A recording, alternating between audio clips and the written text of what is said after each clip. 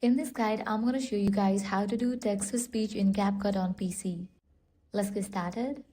If you just want to do text-to-speech, you can click on the option text. Or in case you want to do text-to-speech in the video, firstly you will need to import the video. After you do that, navigate to the section text, click on default text. Now at the top right, you're going to find this text box. Over here, type in your text. If you want to show the text in your video, you can make changes to your text.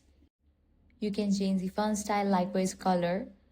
Likewise, you can add effects, and once you do that, now you can hit towards the next step, that is text-to-speech. For that, click on this option, text-to-speech, given at the top right. Now here you're gonna find tons of voices option. Just go through these and select the one that you wanna set for your video. After you are done selecting, click on generate. It's gonna take a while.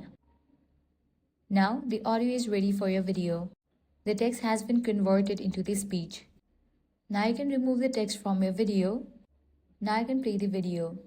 And that's it. This is how you can easily do text-to-speech in Capcut on PC. If this guide helped you out, do not forget to like, share, and subscribe. Thanks for watching.